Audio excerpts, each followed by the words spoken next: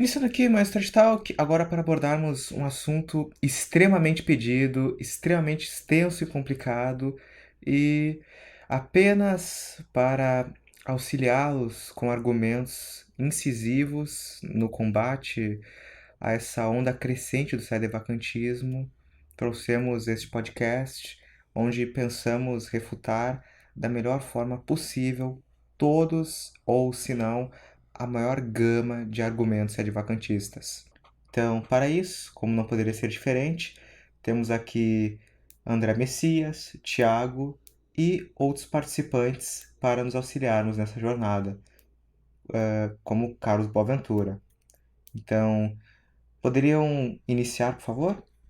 Então, boa tarde a todos. É um prazer estar aqui novamente para comentar sobre a questão do sedevacantismo, que é um tema muito maltratado hoje em dia, né? A gente vê, por exemplo, eu vou citar esse cara nominalmente, como eu já citei anteriormente, o senhor Guilherme K2, que trata a questão do sedevacantismo de uma maneira completamente imbecil, e acaba, no final, ajudando os sedevacantistas, né? Já que ele quer transmitir a ideia, ele trata só com zoeira o tema, e ele acaba transmitindo a ideia que sedevacantismo é coisa de idiota, que eles não possuem argumentos sólidos, e aí quando as pessoas se deparam com os verdadeiros argumentos sedevacantistas e percebem que não são argumentos completamente ridículos e imbecis, as pessoas ficam espantadas e acabam aderindo à tese, né? Então aqui a gente vai tratar o tema com seriedade e vai refutar cada uma das afirmações que os sedevacantistas fazem. Só uma remarca, esse vídeo aqui que a gente está gravando agora é apenas a parte 1, tá? Vai haver uma parte 2 desse vídeo, então a gente não vai tratar de absolutamente tudo agora, né? Então, pode se apresentar aí, Dedé. Olá, bom dia, boa tarde, boa noite a todos. Vamos tratar sobre esse tema, sobre o cyberfanatismo. É um tema realmente extremamente polêmico, um tema espinhoso, né? Mas que nós esperamos trazer à luz de uma forma bem clara. Muitos sedvacantistas comentam como se a tese deles fosse infalível, como se não tivesse como ser refutada. A gente vai mostrar aqui que não é bem assim. Como o Thiago falou, isso aqui é só um parte 1. A gente vai ter um parte 2 posteriormente, que a gente vai trazer o Matheus. Estamos analisando também se a gente vai fazer um parte 3 também com o professor Nogueira. Se bem que o professor Nogueira já tem o livro dele, não penso que seria tão necessário tratar disso no podcast, mais um podcast com ele, mas a gente vai analisar. Mas a gente ainda terá um parte 2 com o Matheus, e aí a gente vai fazer um ciclo de vídeos, né, refutando essa doutrina, na tentativa de tirar almas desse erro. Então, se o Carlos quiser se apresentar para então o Thiago iniciar, pode seguir. Então, boa tarde a todos que estão assistindo. Já todos aqui, eu creio que já me conhecem, já foi apresentado. Eu estarei aqui junto do Thiago e do André para poder expor alguns argumentos em relação ante a tese sede privacionista e sede vacantista, qual será dividido em duas partes, né, nesse Trade Talk. E eu estarei aqui também, no caso, não comentando diretamente como os dois farão, mas eu farei comentários breves, mas ainda assim eu espero colaborar com o programa. Perfeito, então, né? Enfim, para começar a exposição aqui do tema, é preciso fazer uma remarca bastante fundamental. Sobre esse tópico, o que não falta é palpitaria, né? A gente já, no momento que esse vídeo vai sair, provavelmente já vai ter saído um vídeo nosso com relação ao batismo de desejo, né? Que é um tópico que é negado pelos irmãos Diamond. E os irmãos Diamond, eles são exemplos de pessoas que palpitam demais sobre essa questão. Não é? Por exemplo, no site deles, eles possuem um artigo onde eles pretendem demonstrar que um herege não pode ser papa, né? E nesse artigo, né, na verdade, em uma resposta, em um artigo relacionado em uma resposta a uma das objeções, eles afirmam que é uma verdade de fé que um herege perde automaticamente o pontificado. Isso é um absurdo, isso é ridículo, né? Isso é completamente bizarro, porque se isso fosse verdade, toda a escola de Santo Tomás estaria excomungada automaticamente. Autores como o cardeal Caetano, que foi o inquisidor de Lutero, Biluar, Gonet, Gotti, João de Santo Tomás, todos estariam excomungados, porque a tese tomista sobre isso, que é a tese majoritária, como testifica o Biluar, ou pelo menos era majoritária, como ele testifica, era defendida pelos tomistas, né, em sua maioria dominicanos. E isso seria motivo de excomunhão para eles caso os demônios estivessem certos, o que é completamente ridículo. Beleza, né? Então, antes de começar a discussão, vamos ver como é que o tópico da possibilidade de um papa herético era tratada pelos teólogos pré-Vaticano II, né? Como que os teólogos antes do Concílio Vaticano II tratavam como deveria ser o caso de haver um papa herético, né? Aqui vamos definir primeiro heresia, né? O que significa heresia? Aqui eu vou usar a definição de um dos maiores teólogos tomistas de todos os tempos, né? Que é o Carlos Renato Biluar, que escreveu que é a sua obra magna chamada Summa Sanctitome, que ele tem uma parte dedicada somente à questão da heresia, e ele define heresia nas seguintes palavras, né? Abre aspas. Heresia é erro de fé pertinaz e manifestamente contrário àquilo que a verdadeira fé, aquilo que é a fé em Cristo verdadeiramente professada. E ele, explicando essa definição, ele fala que ela possui um gênero, que é o erro, né? E erro, ele define como assentimento positivo ao que é falso, ou desvio da verdade, e possui uma diferença específica, né? E aí ele explica cada uma das partes restantes da definição. Ele afirma que o erro deve ser contra a fé, né? Ou seja, não estão inclusas aí verdades humanas, que deve ser manifestamente contrário, seja ao que foi exposto nas escrituras, ou seja o que foi definido pela igreja, etc. E já que se não for certo, já que se não for certo e manifesto, né, isso daqui sequer pode ser considerado uma heresia. Né, como é o caso do molinismo, por exemplo. Os tomistas sempre defenderam que a tese tomista com relação às premoções físicas, a ciência de Deus, ela possui embasamento no magistério, mas ela não foi, as visões contrárias não foram suficientemente condenadas para que se possa considerar o molinismo uma heresia. Né? Então, por isso que Biluar afirma que deve ser certo e manifesto. Pertinaz, ele diz que é a obstinada adesão a uma sentença própria contrária à fé suficientemente revelada, né? Já que se não for pertinaz a adesão a uma sentença, a pessoa sequer pode ser considerada uma herege, já que é alguém que professa um erro de fé porque está enganado,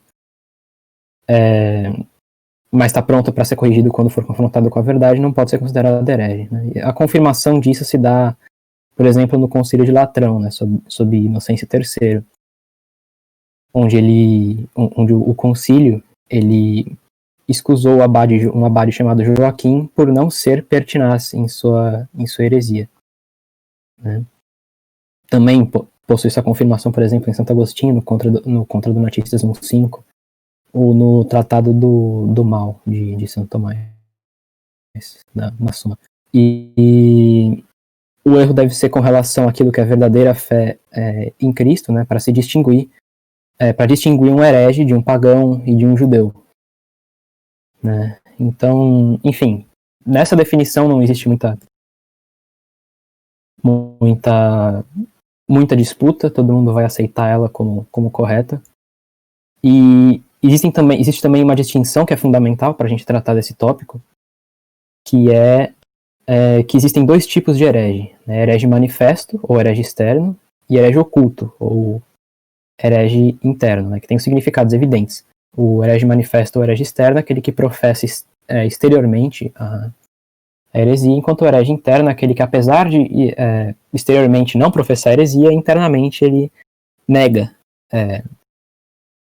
uma verdade de fé de maneira pertinaz e que é manifestamente contrária àquilo que é a verdadeira fé em Cristo verdadeiramente professada.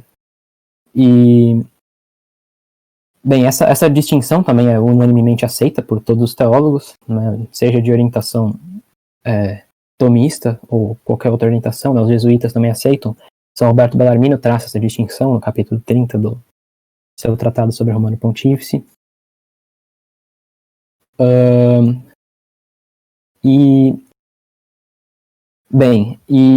agora indo para as teses com relação a como deve ser tratado um papa que é um herege, né? A tese praticamente comum entre as duas vertentes principais, né, que é a vertente jesuíta e a vertente tomista, é que hereges ocultos, ou hereges internos, não perdem automaticamente o seu pontificado. Né? Um papa herético internamente não perde automaticamente o seu pontificado.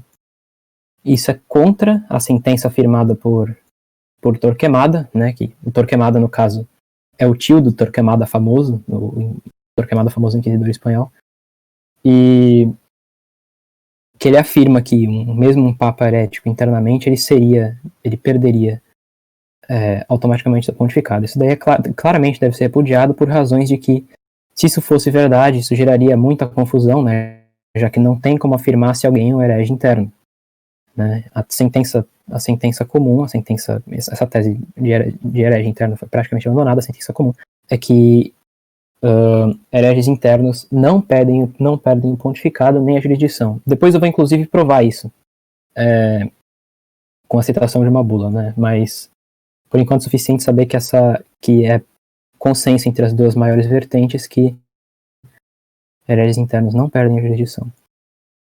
E no caso de hereges externos, aí que existe a diferença entre a tese tomista e a tese jesuíta. Né? Os tomistas, eles afirmam que mesmo no caso de um papa herético,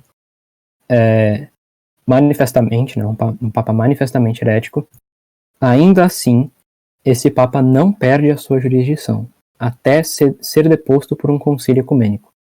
Né? Essa é a tese tomista.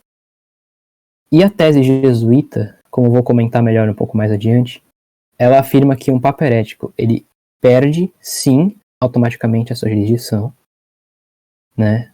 Mas isso não dispensa, segundo os defensores da tese jesuíta, que deva haver uma sentença declaratória por parte de um concílio ecumênico, confirmando que a heresia agiu como impeditivo para que esse papa mantivesse ou recebesse jurisdição. Né? Então, ambas as teses concordam que o leigo só tem o direito de desobedecer o papa herético, só tem direito a se desassociar do papa herético a partir do momento que um concílio ecumênico, alguns defendem que o concílio não precisa ser ecumênico, mas a tese majoritária é que em ambos os casos o concílio precisa ser ecumênico, né, como João de São Tomás, defensor da tese tomista, afirma, e como São Alberto Bellarmino, defensor da tese jesuíta, afirma. Enfim.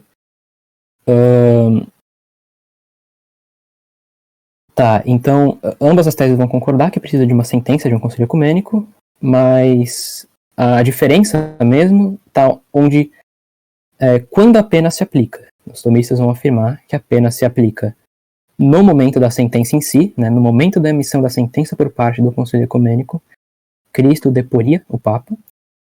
Né? A gente já vai tratar melhor sobre como isso acontece.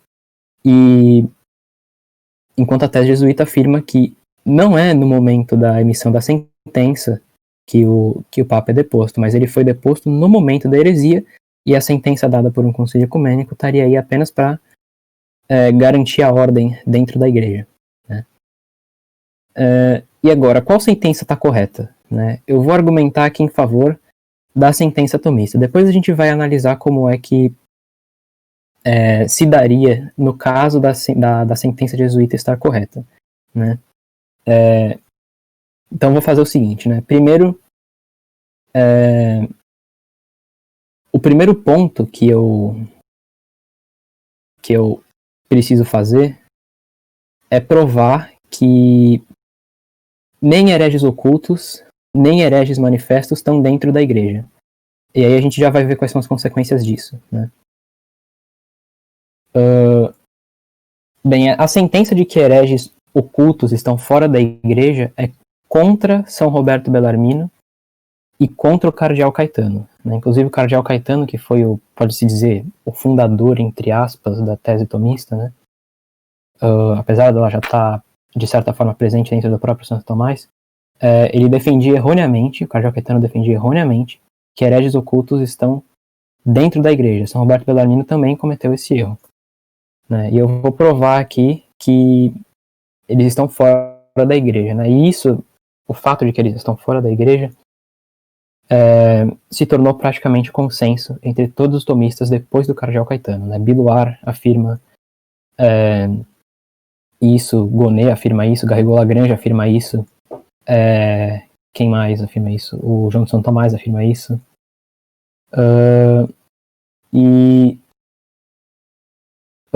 Que hereges manifestos estão fora da igreja, isso também é consenso teológico, e existem várias bulas que afirmam isso, né? Por exemplo, o Pio XII na Mystici Corporis Christi, ele afirma, né, abre aspas, nem todos os pecados, embora graves, são de natureza tais que separem o homem do corpo da igreja, como fazem os cismas, a heresia e a apostasia. Né, Eugênio IV, no Concílio de Florença, afirma que nenhum dos que estão fora da igreja católica, não só pagãos como também judeus e heréticos, etc, etc, né? Mostrando que heréticos estão fora da igreja. E Leão XIII, também na Satis Cognitum, ele afirma que a prática da igreja tem sido sempre a mesma, apoiada pelo juízo unânime dos santos padres, que sempre consideraram como excluídos da comunhão católica e fora da igreja qualquer um que se desvie, no menor grau que seja, de qualquer ponto da doutrina proposta pelo magistério autêntico. Né? Então, essas citações mostram que hereges estão fora da igreja, né? Mas poderia se argumentar que isso só se aplica a hereges manifestos e não a hereges ocultos, né, como afirmariam São Roberto Bellarmino e Cardeal Caetano. Eu vou provar que não. Né, eu vou demonstrar que os hereges ocultos e internos eles estão fora da igreja simpliciter e eles estão dentro dela apenas secundum quid, né, ou seja, exteriormente, aparentemente. Então eles não são verdadeiramente membros da igreja de Cristo. Né, como o Biluar afirma, eles são como lobos em peles de cordeiro. Né, exteriormente parecem como cordeiros, mas internamente são lobos. E a demonstração disso, né, o argumento mais forte, a meu ver, posto em demonstração disso, que é utilizado tanto por Biluar como por Gonê, né, Biluar na sua Suma e Gonê no Clipeus, é que a igreja é a sociedade dos fiéis, né, como afirma o próprio São Roberto Bellarmino no De Ecclesia, como afirma São Francisco de Sales no Controvérsia Católica, como afirma São Tomás na terceira parte da Suma, Santo Agostinho afirma isso também, o Conselho de Latrão afirma isso, basicamente todo mundo concorda, né? E a premissa menor do argumento seria que os hereges ocultos não são fiéis, né? Então a premissa maior, a igreja é a sociedade dos fiéis, a premissa menor, os hereges ocultos não são fiéis. Então a gente conclui daí que hereges ocultos não fazem parte da igreja, né? Isso é bastante simples, né? Hereges ocultos não são fiéis, já que eles não possuem a fé infusa por Cristo, caso contrário, não seriam hereges. E não basta a profissão exterior para ser considerado um fiel, né? Já que a igreja é a união não somente externa dos membros, mas interna dos membros entre si e com sua cabeça, né? Que a cabeça participante é Cristo e participado é o Papa, que é o seu vigário na Terra. E os hereges ocultos eles não possuem essa união interna entre si, já que não recebem o influxo vital da fé.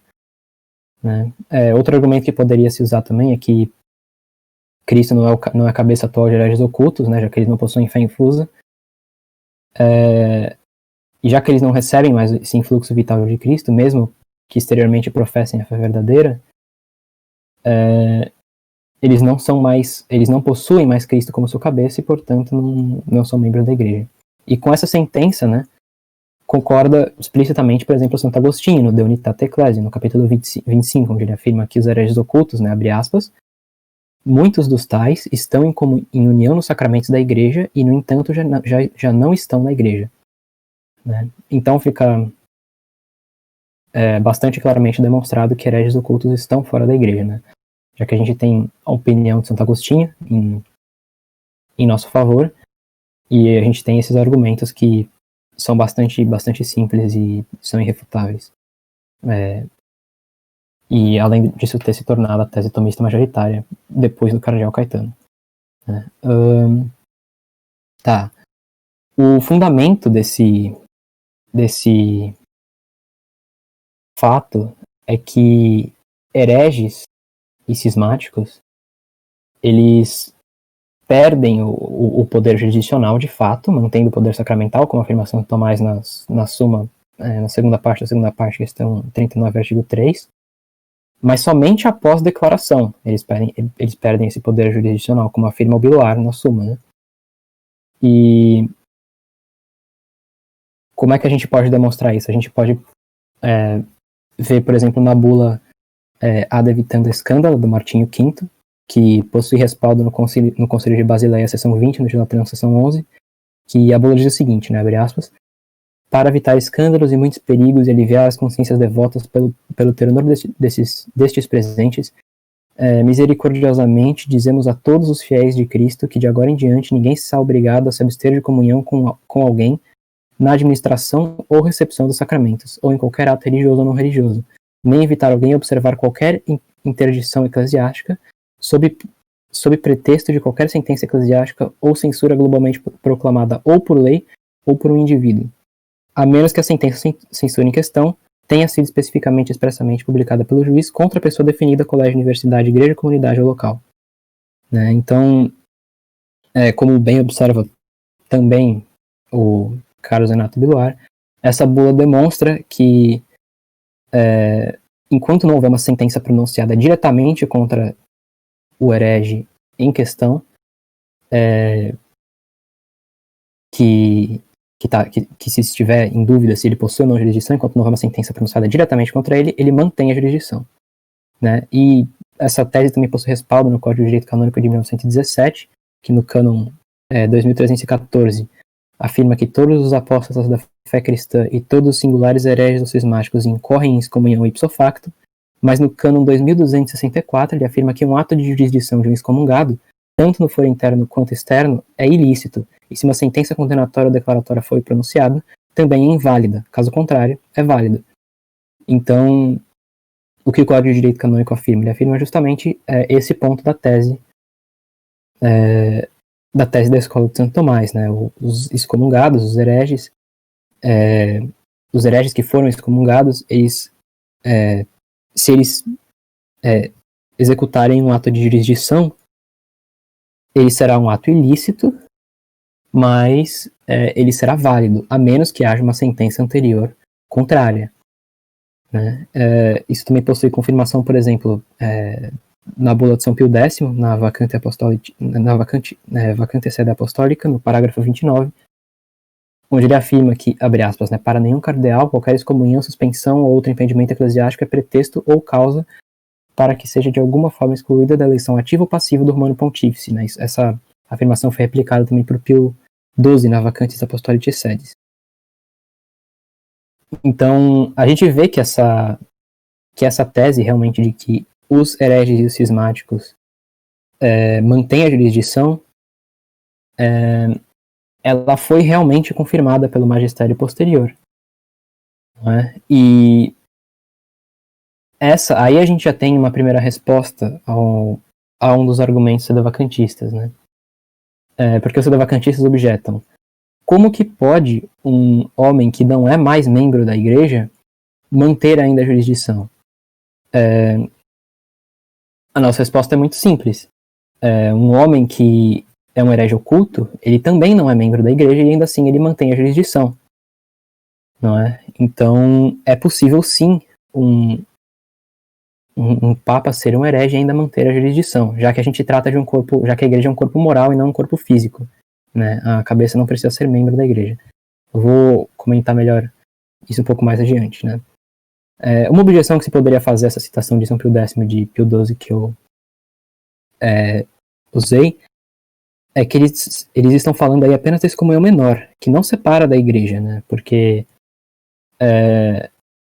apenas a excomunhão maior separa da igreja, a excomunhão menor não separa. Né? E os Diamond, eles inclusive falam que alguém com excomunhão maior nem cardeal seria, e aí a citação não poderia se aplicar. A refutação é bem simples, né? Pio X e Pio XII falam qualquer excomunhão, né? E não é o caso. E outro ponto também é que não é o caso de que, por estar fora da igreja, alguém cessaria automaticamente de ser cardeal. Né? Justamente porque cardeais que são hereges ocultos ainda mantêm a jurisdição e a exercem ilicitamente, apesar de validamente. Então ponto, né, que a gente já tem uma conclusão bastante clara, que é a tese dos seguidores da escola de Santo Tomás, que hereges ocultos eles estão fora da igreja, né, e dado que um papa pode ser um herege oculto e ainda assim manter a sua jurisdição, então não é por simplesmente estar fora da igreja que alguém perde a jurisdição. Então esse caso a gente pode estender para se a gente tiver um papa que é um herege manifesto, né? Como argumenta o Gonê no Clipeu de Teologia, né? Já vou citar alguns teólogos para vocês verem alguns exemplos de pessoas que apoiam essas teses, né? E é verdade que essa situação, essa condição do papa herético, oculto ou manifesto, dada que em ambas situações ele está fora da igreja, é uma situação anormal, né? O Garrigou Lagrange, no De Cristo Salvatore, fala isso explicitamente. E já que é o caso onde o próprio cabeça da igreja ele não recebe o influxo vital da fé, né? E ele não é membro atual da igreja, ainda que seja cabeça dela, né? Apesar dele não ser membro de Cristo. E a resposta, né, de João de Santo Tomás, por exemplo, no seu comentário à segunda parte, de como é possível alguém ser cabeça, mas não ser corpo da igreja, né? E esse é o erro de São Roberto Bellarmino e dos defensores da tese jesuíta, que eles não foram capazes de enxergar que realmente é possível alguém ser cabeça da igreja sem ser membro da igreja, é que a igreja não é um corpo físico, né? Já que em corpos físicos é realmente necessário que a cabeça seja membro desse corpo. Mas em corpos morais não é necessário, né? Basta você imaginar qualquer corpo moral, é plenamente possível o cabeça desse corpo moral exercer jurisdição de fora desse corpo moral. Aqui uma citação do Garrigou Lagrange no De Cristo Salvatore, né, por exemplo, argumentando em favor dessa tese, abre aspas, a razão é que enquanto cabeça natural deve receber um influxo vital da alma antes que possa influenciar outros membros do corpo, a cabeça moral, tal como é o Papa, pode exercer sua jurisdição sobre a igreja, embora não receba influxo vital da fé interior e caridade da alma da igreja. Então, a gente conclui aí que realmente é possível, não repugna a potência absoluta de Deus, dar jurisdição a um homem como cabeça da igreja e esteja fora da igreja, né? E eu vou citar aqui alguns exemplos de alguns teólogos que afirmaram essa tese, né? O próprio Carlos Renato Biluar, que eu já citei algumas vezes aqui, ele diz o seguinte, abre aspas, a sentença mais comum é que Cristo, por especial dispensação e pelo bem comum e tranquilidade da igreja, permite o pontífice herético manter a jurisdição até deposto pela igreja. O Cardeal Caetano, do De Comparatio Autoritate Papae et Concilii, afirma, o Papa que se torna um herege não é deposto ipso facto, nem por lei humana, nem por lei divina. O Papa não tem superior na terra e ele não se desvia, e se ele se desvia da fé, deve ser deposto. Os carmelitas de Salamanca, né, que escreveram um curso teológico importantíssimo, no De Fide, na disputação 4, dúvida 1, parágrafo 7, dizem o seguinte, abre aspas, a igreja pode depor um pontífice da sua dignidade, como prova o Cardeal Caetano no seu opúsculo De Autoritate Papae et Concilii, e meu Corcano, no livro 6, capítulo 8, mas o poder dispositivo não é vão na igreja, nem pode se reduzir a ata menos que o pontífice erre na fé. Então eles claramente estão afirmando que a igreja pode depor um papa caso ele caia em heresia, né? Portanto a queda não é automática. E Domingo de Soto também, outro grande tomista, né, diz o seguinte, abre aspas, o papa que cai em heresia precisa ser suspenso pelos homens. Né? Ele fala isso in quartum sententiarum commentari, na distinção 22, questão 2, artigo 2. O meu Corcano, no De Locis Theologicis, ele afirma o seguinte, abre aspas, portanto, apenas com esta autoridade, se referindo aos conselhos ecumênicos, o pontífice que cai em heresia pode ser deposto. Fecha aspas. O Domingo Banhas, na Escolástica Comentária, ele afirma, abre aspas, se o sumo pontífice cair em heresia, ele não cai imediatamente da dignidade pontifícia, mas antes deve ser deposto pela igreja. Essa sentença é afirmada por Cardeal Caetano no opúsculo da Autoritate Papae et Concilii, capítulo 18. E João de São Tomás também afirma, abre aspas, se ainda não foram declarados e depostos de sua cátedra, os fiéis devem escutá-los e obedecê-los, no caso dos papas heréticos, porque ainda conservam seu poder de jurisdição. Santo Afonso, na sua teologia moral, Santo Afonso, que é um doutor da igreja, né, tal como São Roberto Bellarmino, e Santo Afonso defende a tese tomista, São Roberto Bellarmino a tese jesuíta. Santo Afonso, na teologia moral, ele afirma que alguns argumentam que o Papa não pode ser privado da sua jurisdição por um concílio, como se o concílio estivesse acima dele, mas que Cristo priva o Papa da sua jurisdição quando a condição dessa deposição, quando a declaração do concílio é emitida. Né? Então, Santo Afonso ele claramente defende aí a tese tomista, né, afirmando que no caso de um Papa herético, ele está falando aqui no caso do Papa herético, um concílio deve emitir uma sentença e por essa sentença Cristo vai remover a jurisdição desse Papa herético. Ele defende essa mesma opinião no Verdade de Fé e no Adversus Febronium. O cardeal Caetano também, no próprio De Autoritate Papae et Concilii, ele afirma que nesse caso de um Papa herético, ele diz o seguinte, né, abre aspas, é preciso resistir em face de um Papa que desintegrasse a Igreja, senão por que a autoridade foi dada para edificar e não para destruir? Contra o mau uso da autoridade empregar-se-iam os meios apropriados, não obedecendo ao que fosse mal, não procurando agradar, não se calando, repreendendo, convidando as autoridades a fazer as admoestações necessárias, a exemplo de São Paulo, segundo o seu preceito. Francisco de Vitória também, Francisco Soares e São Roberto Bellarmino afirmam a mesma coisa. Então, o que a gente observa disso tudo? A gente observa que, é possível um Papa herege manifesto manter a jurisdição, né, já que, no caso de hereges ocultos, pelo simples fato de estarem fora da igreja, eles não perdem também a jurisdição. A gente percebe que esses teólogos que defendem a tese tomista também defendem que o Papa ele pode ser deposto por um concílio, no caso do Papa cair em heresia. E eles defendem que, enquanto o Papa herético não é deposto, a gente pode licitamente resistir aos atos maus desse Papa, né?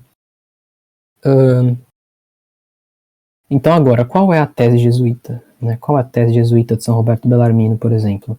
Que é uma tese minoritária, sempre foi uma tese minoritária. Essa tese... Antes de continuar, só queria acrescentar uma coisa, que é sobre a ida de São Tomás, que é inclusive isso é importante, porque mostra como o próprio São Tomás ia por outro caminho, né?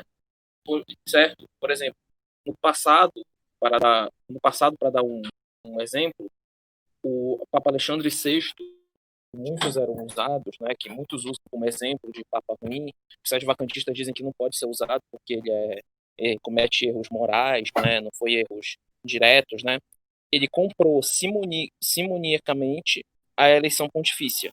E o que é interessante é que São Tomás fala na Suma Teológica, na segunda parte, questão 100, artigo 1, incorpore, que vendendo ou comprando coisas espirituais falta com respeito de Deus e comete um pecado de irreligiosidade, falando do simoníaco. A irreligiosidade é um protesto de incredulidade, razão porque a simonia é considerada uma heresia. O Santo Tomás considerava a simonia uma heresia, o ato simoníaco. Savonarola, na sua polêmica com Alexandre VI, ele meio que extremou essa posição do doutor Angélico, né? Então, ele dizia que o simoníaco, desde que compra as coisas sacras, não acredita no sacro, então é um ateu e não um cristão. Então não pode ser o chefe do cristianismo. Mas São Tomás, ao invés disso, é muito equilibrado. São Tomás tem um equilíbrio ímpar e diz: o Papa pode incorrer no pecado de simonia, como qualquer outro homem. Note bem que não é uma questão de vida moral privada, mas é uma questão de vida pública, falta de fé ou incredulidade, e de que a vontade pública é objetiva, de não cuidar do bem e fim espiritual da igreja, fato mesmo de heresia. Porque simonia é considerada heresia. Isso também está na Suma Teológica, segunda parte, questão 100. Porém, apesar disso, São Tomás e a igreja consideram simoníaco o Papa em potência e em ato. Não declaram o ocupante abusivo do solo pontífice. Os dominicanos italianos comentam essa passagem da Suma Teológica dizendo que seria impossível defender certos sumos pontífices da acusação de simonia. Antes que algum site vacante venha dizer que Alexandre VI não cometeu esse tipo de coisa, é importante a gente falar que, se por acaso ele não cometeu, outros pontífices infelizmente, acabaram cometendo esse ato, né? Então, não adianta falar sobre isso. Eu vou deixar todas as citações na descrição. Isso aqui tem uma teologia de Florença de Salani.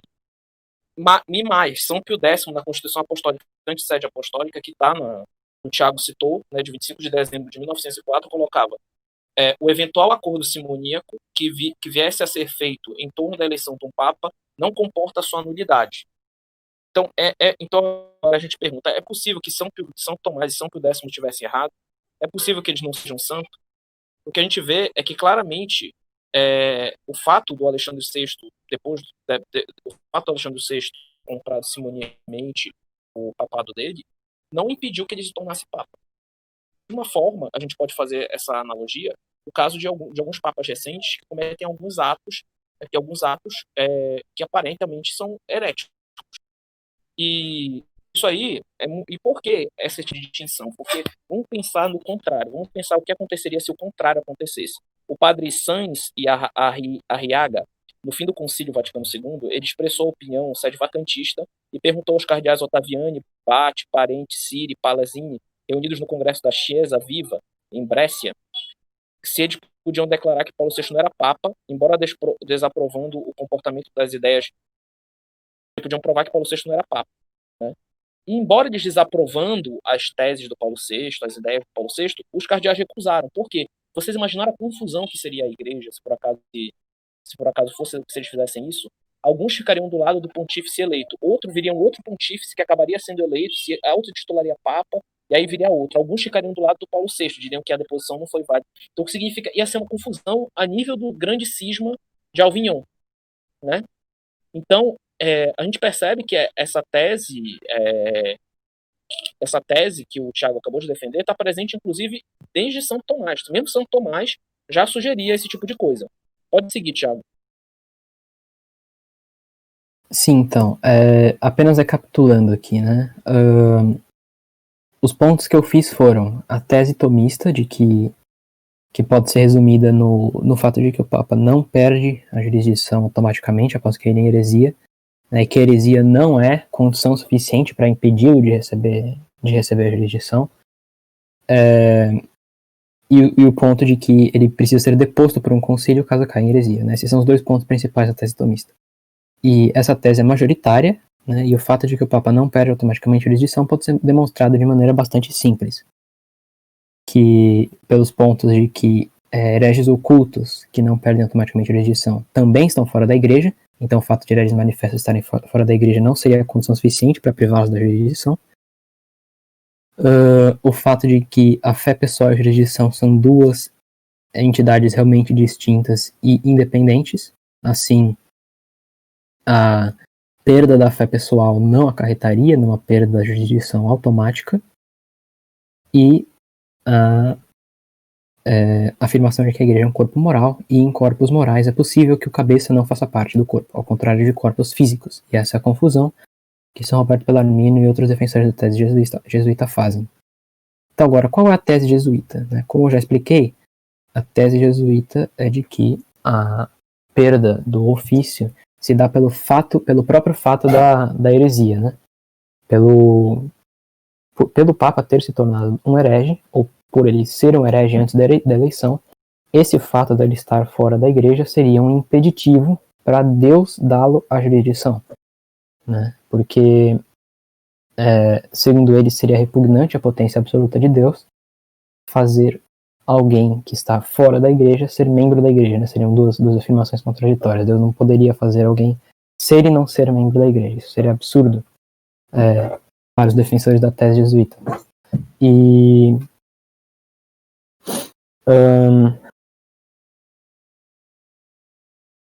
e aí, qual seria a segunda parte da tese jesuíta, né? Porque a queda automática é a primeira. A segunda parte é que a desobediência só seria lícita após a declaração feita por um concílio ecumênico, né? Apenas depois do concílio ecumênico dar a permissão para se desobedecer e para se desassociar do Papa herético, aí se poderia fazer isso, né? E por que então são sedevacantistas? Eles usam tanto São Roberto Bellarmino para tentar defender a sua tese? A resposta é simples, é um abuso. né? Eles abusam da tese jesuíta e transformam ela no que ela nunca foi, né? Por causa que o São Roberto Bellarmino, por exemplo, ele defende esses dois pontos, né? A perda automática e a necessidade da declaração, em dois momentos diferentes da sua obra, né? Do seu De Controversias, que é a sua obra magna, a sua maior obra, né? Que é uma refutação ao protestantismo. O primeiro ponto da queda automática, eles usam, ele defende no livro 2, capítulo 30 do Tratado sobre o Romano Pontífice, né? E aí os sedevacantistas eles se lambuzam todos ali com citação de São Roberto Bellarmino falando que não pode ser papa sem ser membro da igreja, e que papa herege, não pode existir papa herege, etc, etc. Mas o segundo ponto da tese ele defende no seu tratado sobre concílios, né? No seu tratado sobre concílios ele defende esse ponto utilizando os argumentos de que se não fosse assim haveria muita confusão, e se não fosse assim poderia ocorrer o caso dos fiéis, dos leigos comandarem a igreja, né? Já que os leigos, seria possível os leigos conduzirem uma ação de desassociamento da hierarquia acima deles, né? Mesmo que seja uma hierarquia falsa. Então, sob esses argumentos, São Roberto Bellarmino afirma que seria necessário um concílio ecumênico para governar a igreja nesses casos tão difíceis de serem tratados. E enquanto isso acontece, São Roberto Bellarmino, no seu tratado sobre o Romano Pontífice, também no livro 2, num capítulo antes, ele fala que é lícito resistir a um papa que esteja invadindo as almas e tentando destruir a igreja, né? Que é lícito você opor-se e obedecer às regras desse papa enquanto ele faz isso com essas regras, né? Então, assim, no final das contas, a tese jesuíta não dá apoio aos sedevacantistas, né? Porque se ela fosse verdadeira, o que teria acontecido? João XXIII ele não seria papa mais, né? Porque ele teria se tornado um herege, né? Vamos conceder de que todos os papas pós-Vaticano II são hereges manifestos e obstinados. Todos eles seriam falsos papas, mas nós seríamos ainda obrigados a permanecer submissos a eles até a declaração depois da convocação de um concílio ecumênico, né? Isso é completamente ridículo, né? Isso é completamente ridículo. E então a tese jesuíta não dá apoio de forma alguma ao sedevacantismo. E inclusive Francisco Soares e o próprio São Roberto Bellarmino, eles defendiam por isso que nunca aconteceria da gente ter um papa herético, né? São Roberto Bellarmino ele fala isso no livro 4, no capítulo 6, se eu não me engano. Que ele fala que nunca haveria um papa herético, mas se fosse possível haver um papa herético, aí sim, segundo ele defende no capítulo 2, no livro 2, capítulo 30, aí ele cairia automaticamente, mas você só poderia desobedecer após a declaração de um concílio ecumênico. Essa é a tese jesuíta. Ponto. Também não dá apoio à tese sedevacantista. Então, como é que quem defendia a tese sedevacantista antes do Vaticano II, de que depois de que haveria queda automática no caso de heresia, né, que já é uma tese minoritária, e ainda você poderia se desassociar livremente do Romano Pontífice cair em heresia? A resposta é simples: ninguém nunca defendeu essa tese sedevacantista. O São Roberto Bellarmino, no mesmo capítulo 30 do livro 2 sobre o Romano Pontífice, ele lista 5 opiniões sobre a relação do Papa com a heresia. Tem a opinião do Pigius, que nunca haveria um papa herético, a opinião do Torquemada, no caso da heresia oculta, a opinião de Caetano, a opinião dele próprio, etc, etc. E nenhuma opinião sedevacantista. Ninguém nunca defendeu a tese sedevacantista e São Roberto Bellarmino não dá notícia de alguém que tenha defendido ela. João de Santo Tomás também, no seu comentário, a segunda parte, ele lista 4 opiniões. Também nenhuma é sedevacantista. Então, assim, realmente não existe, a tese sedevacantista ela não existia antes do Vaticano II acontecer. A tese sedevacantista ela não existia. Existia a tese tomista, que era majoritária, a jesuíta, que era minoritária, e outras teses menores, né, como a do Pigius, a do Torquemada. Ninguém nunca negou a necessidade da declaração por parte da igreja. né? Na mesma citação, onde São Roberto Bellarmino fala que é permitida resistência a um pontífice que esteja fazendo mal, ele fala que não é lícito julgar, punir ou depor esse pontífice que esteja fazendo mal, ou suposto pontífice que esteja fazendo mal, já que ele afirma que o pontífice herético nem é mais pontífice. Então, e ele fala depois que isso compete a quê? A hierarquia da igreja, né? As autoridades legítimas em um conselho ecumênico. Então, a tese jesuíta não dá apoio aos sedevacantistas. A tese sedevacantista é uma novidade teológica. Né? Caso você adire ao sedevacantismo, né, que o sedevacantismo ele afirma de que mesmo no caso da heresia agir como impeditivo para a recepção da jurisdição não necessária sentença, você vai estar aderindo a uma tese que nunca ninguém defendeu antes. Né? Uma resposta que um amigo meu tentou dar a isso, né, depois que eu fiz essa exposição, foi que seriam casos separados. Né? O caso que a gente estaria presenciando é do Papa nunca ter sequer recebido a jurisdição, enquanto o caso que São Roberto Bellarmino está tratando no caso do Papa cair. Aí realmente São Roberto Bellarmino afirmaria que no caso do Papa cair precisaria de uma sentença, mas no caso dele nunca receber, não precisaria de uma sentença. Isso é ridículo. Né? No próprio capítulo 30 do seu tomo sobre Romano Pontífice, ele mesmo propõe uma refutação à tese do cardeal Caetano, tratando como se fosse exatamente a mesma coisa. Né? A recepção do pontificado e a queda do pontificado. O simples fato da heresia agir como um impeditivo para a recepção da jurisdição segundo a tese jesuíta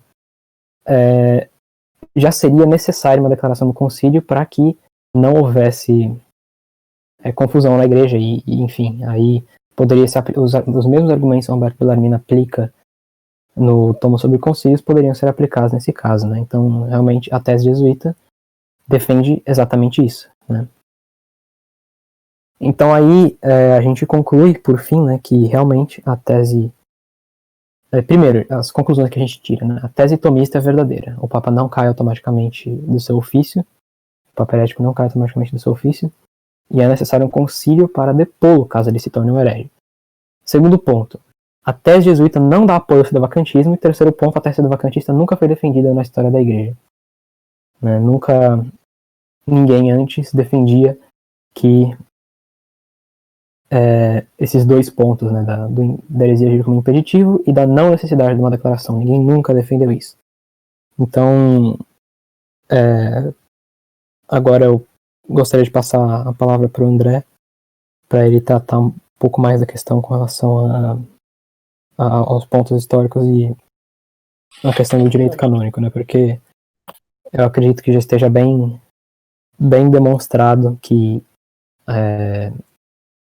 a tese sedevacantista nesse campo, né, no campo da relação do Papa com a heresia, é um absurdo e uma novidade. Certo. Obrigado, Thiago. Muito boa explanação sua. Então, vamos dar sequência aqui né, entrando no aspecto canônico e num exemplo histórico. Antes de mais nada, é importante a gente falar que na Constituição Apostólica de São Pio X, né, que a gente viu, que a gente já verificou, era dito lá que simoníacos não era um impedimento para que o Papa fosse eleito. Se a gente for considerar simonia uma heresia, percebemos que para São Pio X isso não era um impedimento para que o Papa fosse eleito.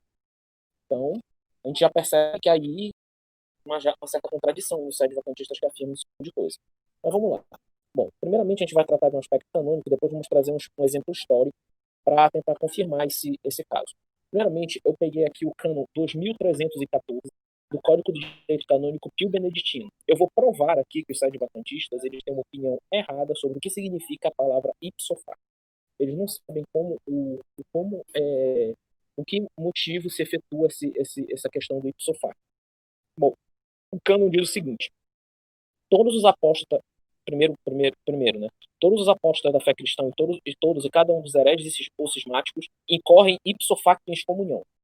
Olha só o que é dito, mas só que logo em seguida é dito o seguinte: se depois de admoestados não se emendam, devem ser privados de todo benefício, dignidade, pensão, ofício ou outro cargo que tiverem na igreja, que sejam declarados infames, e aos clérigos, após admoestações repetidas, posto.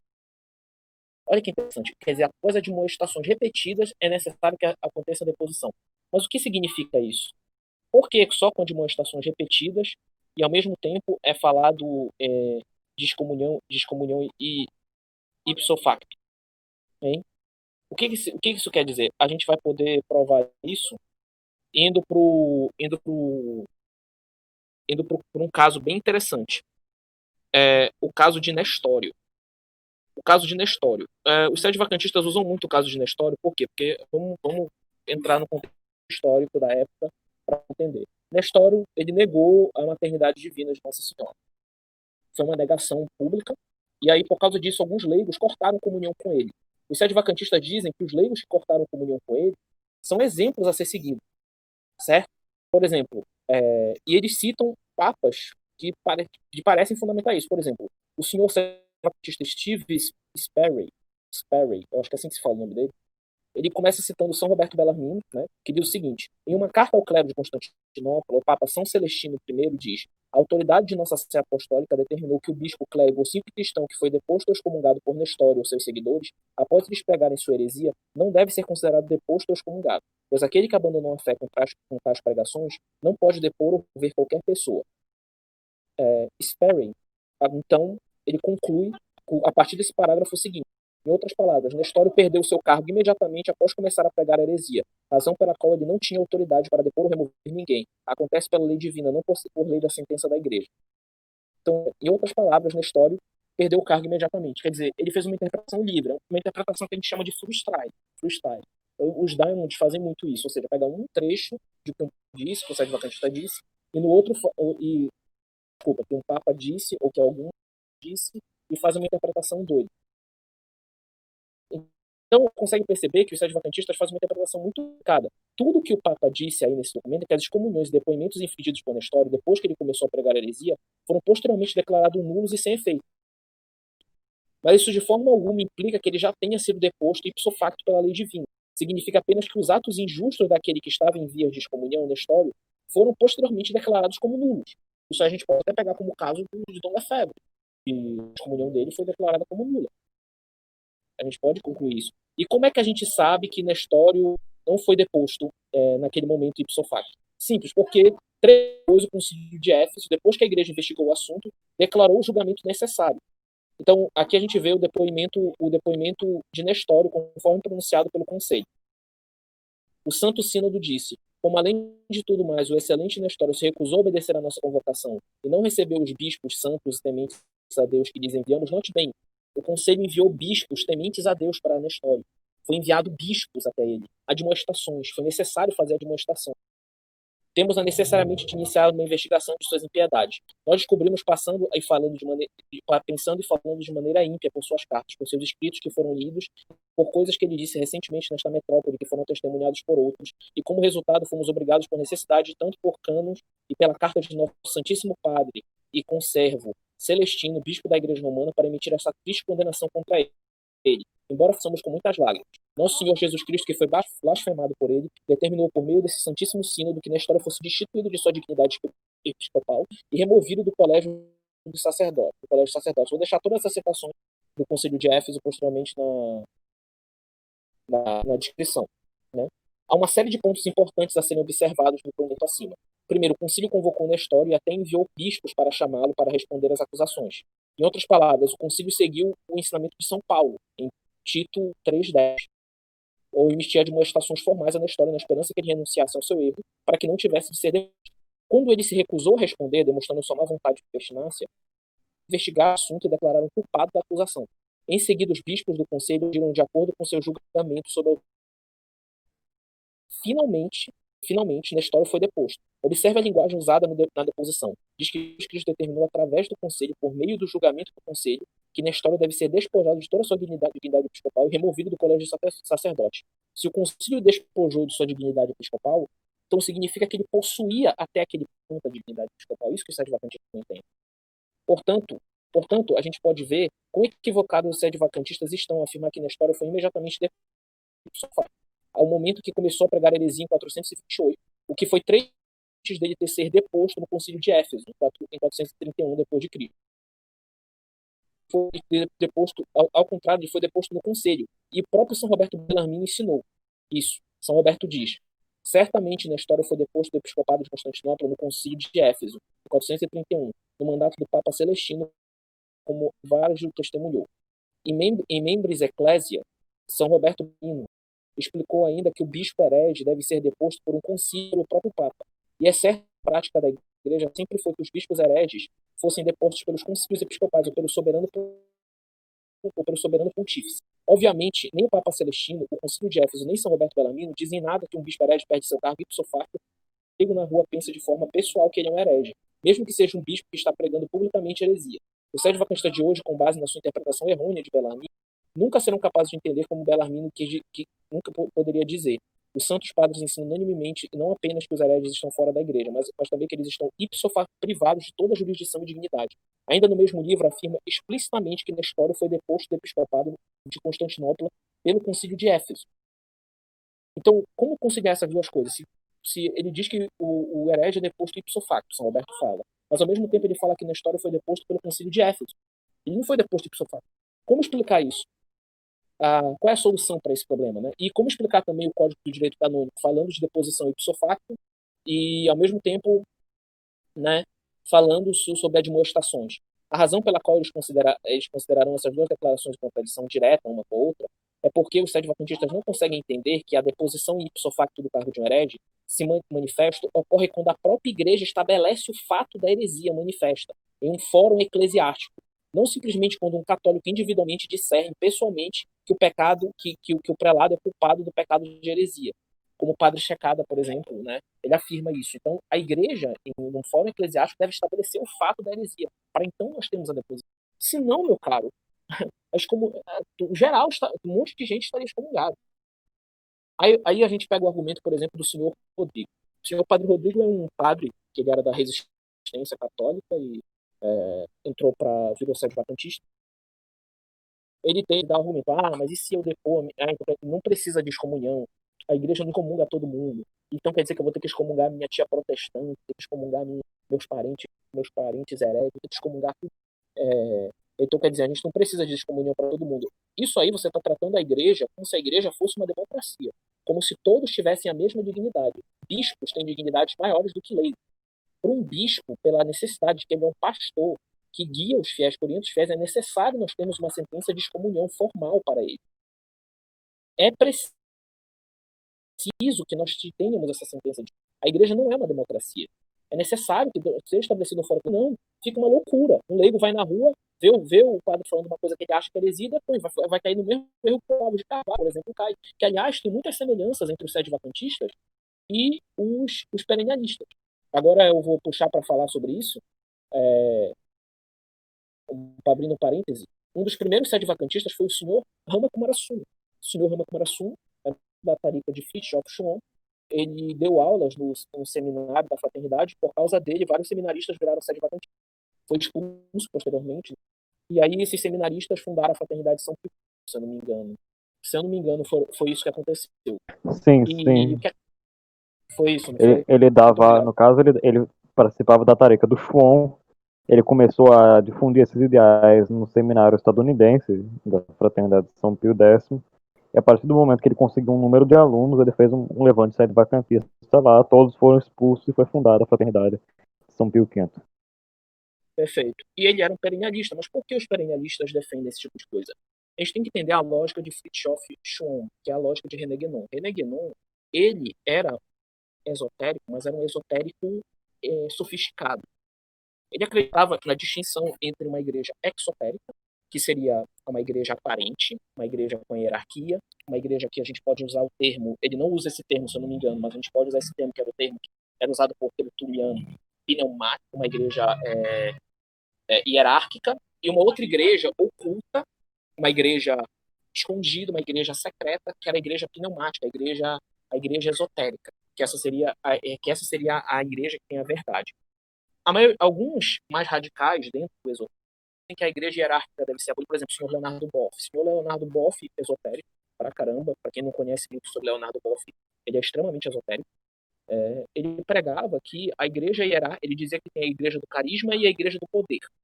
A igreja do poder é a igreja hierárquica. A igreja do carisma é a igreja que existe escondida, como se estivesse oculta pela igreja do poder. Então a igreja do poder deve ser esvaziada, deve ser totalmente esvaziada para dar luz à igreja do carisma. Então a igreja hierárquica deve ser abolida para darmos à luz à igreja do carisma. Isso é o que Leonardo Boff defende. Fritjof João e Guénon vão para outro caminho. Eles dizem que, olha só, a igreja hierárquica deve permanecer. E dentro da hierarquia, alguns gurus, alguns sábios iluminados, poucos iluminados, vão instruir intuitivamente os leigos, né, dentro da verdadeira doutrina, dentro da, que a gente pode usar esse termo, gnose, dentro da gnose. Então, pega a lógica sedevacantista. A gente tem uma igreja que a gente estaria no fim dos tempos, todos eles, os sedvacantistas dizem que a única, alguns são honestos e afirmam a nossa tese está certa porque estamos no fim dos tempos, porque realmente, só se nós estivéssemos no fim dos tempos é que a tese deles estaria correta. Nós temos uma igreja que a gente tem alguns poucos iluminados, alguns poucos sacerdotes, e eles têm a doutrina verdadeira. E essa doutrina verdadeira oculta, que está oculta de 90% da população mundial, eu arrisco 95% da população mundial, está oculta, escondida. Só poucos iluminados sabem ela. E aí esses vão instruir a doutrina verdadeira. Perceba a semelhança com a tese de René Guénon. Perceba como é parecido. E Olavo de Carvalho tem essa tese, tanto que Olavo de Carvalho rejeita o Papa Francisco, e ele defende esse tipo de coisa também. O que o Olavo de Carvalho fala? O Olavo de Carvalho chega, eu não estou dizendo que todos os sedvacantistas apoiam o Olavo de Carvalho, não estou falando isso, não estou dizendo isso, mas eu estou dizendo que o Olavo de Carvalho tem uma mentalidade parecida. O que ele diz? Você que vê um bispo comunista aí na rua, um bispo comunista, diga para ele que ele não é mais, que ele deixou de ser bispo, ele está excomungado, não é mais membro da igreja, não deve obediência a ele. Ou seja, é um leigo pondo isso. Por quê? Porque ele se coloca como guru, espiritualizado, como aquele que vai instruir as pessoas dentro das verdades secretas. E a doutrina, ele não tem nenhum respeito pela hierarquia, pela verdadeira igreja, a igreja hierárquica. É por isso que, por exemplo, o Olavo de Carvalho afirma, né, que existiu o cristianismo. O cristianismo não é, ele diz que o cristianismo não é uma doutrina. O cristianismo foi o testemunho de uma pessoa, que é Cristo. Então as pessoas conheceram Cristo, e após conhecerem Cristo e o relato sobre Cristo, posteriormente foi construído o corpo doutrinal do cristianismo. E o corpo doutrinal do cristianismo fazia essa dicotomia entre a experiência pessoal com Cristo e a doutrina. Então a doutrina seria construída posteriormente, séculos depois. Então a doutrina seria a igreja hierárquica. E aí nós teríamos a igreja verdadeira, que estaria oculta, escondida. E poucos gurus iluminados iriam revelar. A gente percebe a semelhança entre o sedvacantismo e essa doutrina, é muito, muito semelhante. É extremamente semelhante. Então a gente percebe assim. Isso, inclusive, diferencia os evolianos dos perennialistas, né? Porque, no caso, o Guénon, ao contrário do Evola, no caso do Evola, ele defendia que a igreja, a sociedade religiosa, devia ser dominada por um meio político e hierárquico. Então, devia ter uma infiltração gnóstica na hierarquia eclesiástica. Já o Guénon, ele já defende que a hierarquia tem de ser esvaziada e, no caso, tem de se construir, então, uma igreja constituída por o que seria equivalente aos brahmanes do brahmanismo. Então tem um grupo de pneumáticos, como o Dedé explicou, e lá tem um grupo de pneumáticos iniciados, gnósticos, e esses são os últimos iluminados que podem salvar, no caso, podem libertar a gnose, que estava presa naquela igreja do poder. Os irmãos Diamond. Sim, eles defendem isso fiamente. Eles podem até não ser claramente, pré-categoricamente defenderem esoterismo. Eles bebem totalmente nisso, eles agem dessa forma. E outros sedvacantistas também, outros sedvacantistas caem nesse erro. Ou seja, a questão de você ser um pouco iluminado, quer dizer, Nosso Senhor abandonou milhões e milhões de fiéis que estão em ignorância, por exemplo, que frequentam novos órgãos, não tem noção, que agora estão comungando apenas pão, e que não tem noção da realidade, e poucos iluminados, poucos escolhidos que estão recebendo a doutrina, e esses que vão ser salvos, vão ser iluminados. É o que eu estou falando. É totalmente, a relação entre eles são bem, bem tensa. Tanto que a gente percebe que dentro desse meio sedevacantista, o que mais tem é gente aderindo a esse tipo de doutrina perennialista. Eu conheço um sedevacantista perennialista daimondista. Eu conheço. E ele é famoso. Ele é famoso. Eu não vou citar o nome dele aqui, mas ele é famoso. Eu conheço também muitos sedevacantistas que aderem ao nazismo. Eu conheço vários sedevacantistas que aderem a várias teses, várias doutrinas extremamente problemáticas, justamente porque essa tese leva a esse tipo de coisa, leva a essa realidade. Bom, mas abrindo esse parêntese enorme que nós abrimos aqui, vamos prosseguir com o caso Nestório. Durante a crise nestoriana, houve duas reações diferentes dos leigos e do clero em face da heresia de Nestório. Um grupo reagiu separando-se formalmente de Nestório, que era patriarca de Constantinopla, cortando publicamente a comunhão com ele. A relação do segundo grupo foi permanecer em comunhão com Nestório e esperar que a igreja fizesse um julgamento, enquanto resistia à sua heresia e esperava pela sua conversão. E aí a questão é a seguinte: de que lado os santos ficaram? Bom, São Cirilo de Alexandria, que mais tarde seria declarado doutor da igreja, adotou a última abordagem. Embora ele tenha resistido à heresia de Nestório e até lhe enviado cartas na tentativa de fazê-lo voltar à verdadeira fé, ele se recusou a romper comunhão com ele antes que a própria igreja, o Papa, proferisse o seu julgamento. Embora o próprio São Cirilo sustentasse o exaltado ofício de patriarca de Alexandria. São Cirilo era tão respeitado em sua época que foi escolhido pelo Papa São Celestino para ser auxiliar do Concílio de Éfeso, que é o conselho que supervisionou a deposição de Nestório. Na encíclica Lux Veritatis, o Papa Pio XI discute a resposta desse doutor da igreja ao fato da heresia pública ser pregada por Nestório. O Papa Pio XI escreve: esses dogmas malignos, que não eram ensinados, e agora de forma velada e obscura por um indivíduo particular, mas foram abertamente e claramente proclamados pelo próprio bispo da sede de Constantinopla, Nestório, causaram uma grande perturbação nas mentes dos homens, mas especialmente na igreja oriental. Entre os oponentes da heresia nestoriana, alguns dos quais eram encontrados na capital do Império Oriental, o lugar mais importante foi sem dúvida tomado por aquele homem santíssimo, o campeão da integridade católica, Cirilo, patriarca de Alexandria. Olha só o elogio que Pio XI faz à postura de São Cirilo. Pois como ele era o mais zeloso em cuidar de seus próprios filhos e também de seus irmãos errantes, ele mal tinha ouvido falar da opinião perversa do bispo de Constantinopla, defendeu vigorosamente a fé ortodoxa na presença de seu próprio rebanho, e também endereçou cartas a Nestório e se esforçou como um irmão para levá-lo de volta ao governo da verdade católica. Mas quando a obstinação endurecida de Nestório frustrou essa tentativa de caridade, Cirilo, que compreendeu e manteve vigorosamente a autoridade da Igreja Romana, ele próprio não tomaria outras medidas ou sentenciou em um assunto tão grave, até que primeiro apelou para a sé apostólica, e averigou a sua decisão. Consequentemente, ele endereçou as cartas mais zelosas ao bendito Padre, Papa Celestino, amado de Deus, nas quais, entre outras coisas, ele escreve o seguinte: o antigo costume das igrejas nos admoesta que assuntos desse tipo devem ser comunicados à sua santidade. Olha só, ele diz que esses assuntos deviam ficar a cargo do Papa. Ele não disse, né? Esse Nestório é um herege, ele está disposto. Pode tirar as encíclicas, pode tirar tudo. Mas nós não abertamente, publicamente abandonamos sua comunhão, a comunhão com Nestório, antes de indicar essas coisas para a sua piedade. Portanto, para prescrever o que você sente sobre este assunto, para que seja claramente reconhecido por nós se devemos nos comunicar com ele, ou se devemos livremente declarar a ele que ninguém pode se comunicar com alguém que prega tal doutrina errônea. Além disso, a mente, sua integridade e seu julgamento sobre este assunto devem ser claramente expostos em cartas aos bispos da Macedônia, que são muito piedosos e devotados a Deus, e também aos prelados de todo o Oriente.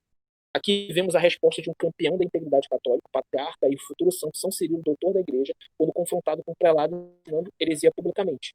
Vemos que São Cirilo não declarou por sua própria autoridade, como patriarca de Alexandria, que ele tinha autoridade suficiente para declarar que era que, pelo que os sedevacantistas falam, se um leigo tem, imagina o patriarca de Alexandria, que era a terceira sé mais importante da época.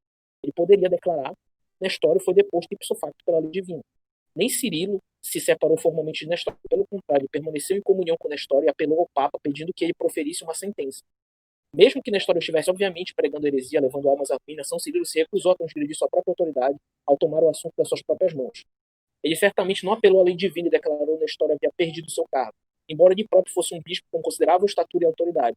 São Cirilo esperaria a declaração da igreja, a única que tem autoridade para despojar Nestório de sua dignidade episcopal. Então, aí eu pergunto o seguinte, senhores, adivinhem o seguinte: qual tese vocês acham que os sedevacantistas seguem? Qual dos dois lados vocês acham que eles seguem? Eles seguem os que abandonaram Nestório, os que cortaram comunhão com ele, obviamente, que foram porque foram aqueles que cortaram totalmente comunhão com eles. Não seguem o santo, seguem os leigos. Inclusive, o senhor Dom Sarbone, eu esqueci o nome dele, Sanborn, desculpe, Sanborn. Ele afirma que eles são exemplos a serem seguidos nos nossos dias atuais, que as pessoas que romperam com Nestório são exemplos a serem seguidos. Veja só. Então, Então, São Cirilo é alguém totalmente errado, né? Como diria os Diamonds, é um herege. É um desgraçado, justamente porque ele não cortou comunhão com o bispo Nestório. Então a gente percebe que o caso de Nestório, ele mais confirma a fé, a questão da tese que os sedevacantistas chamam de reconhecer e resistir, do que a destrói. E isso fica claro analisando os fatos, né? Todas as fontes eu vou deixar na descrição do vídeo. Eu termino essa parte da explanação por aqui, aí o Carlos ia acrescentar alguma coisa, e eu ainda vou voltar para falar algumas coisas sobre o sede privacionismo. Mas, por enquanto, é isso que eu acrescento. Carlos, você pode dar sequência. Certo. Então eu vou abordar aqui, já pegando ponto nessa questão da defesa histórica, da questão histórica, que é um argumento, no caso, muito comentado pelos sedevacantistas, que é em relação a São Nicolau I, que foi, no caso, um papa, que publicou uma obra, que é um conjunto de encíclicas de caráter de magistério ordinário, denominada Carta aos Búlgaros, que é onde ele esclarece diversas dúvidas em relação à doutrina e administração geral às dioceses da região búlgara. Todavia, os sedevacantistas, eles no caso alegam que tais cartas não apenas, no caso, foram apenas cartas privadas, e não cartas que de fato estavam cobertas pelo magistério ordinário, e segundo eles, no caso, ipso facto, estariam garantidas de segurança infalível, na concepção deles, é claro. Eu creio que a gente pode abordar isso mais futuramente, talvez na segunda parte, para não estender muito. Mas então, nós podemos ver, todavia, no Denzinger, mais precisamente no trecho que eu vou falar, Denzinger 335, no caso, na obra sozinha da Carta aos Búlgaros, no capítulo 104, que essa obra, no caso, esse conjunto de cartas, são cobertas pelo magistério ordinário, tanto que no próprio Denzinger de 1955, elas estão na sequência, no caso de Nicolau I, no caso, na parte 2, que é própria de documentos de magistério ordinário, de magistério extraordinário. No caso, é uma sequência que tem documentos cobertos pela autoridade papal, e não apenas cartas pessoais, que o Denzinger também aborda. Então, no Denzinger 335, nós encontramos a seguinte frase: afirmais que na vossa pátria muitos foram batizados por um judeu, não sabeis se cristão ou pagão, e perguntais que coisas se deve fazer com eles. Se, de fato, foram batizados no nome da Santa Trindade, ou só no nome de Cristo, como lemos nos Atos dos Apóstolos, capítulo 2, versículo 38, ou também Atos dos Apóstolos, capítulo 19, versículo 5, é a mesmíssima coisa que como expõe Santo Ambrósio. É claro que não devem ser de novo batizados, mas antes deve-se examinar se esse judeu era cristão ou pagão, ou se tornou cristão depois. Esse, no caso, é o Denzinger 335, capítulo 104 da Carta aos Búlgaros. Então, como os sedevacantistas respondem isso? Eles pegam a primeira posição, a posição principal, que é a posição do padre Secada, que afirma, no caso, que esse trecho do Denzinger em si seria referente apenas à intenção. Todavia, isso é errôneo, porque é bem claro, nessa sequência geral, que o nome dessa parte da carta é forma e ministro do batismo.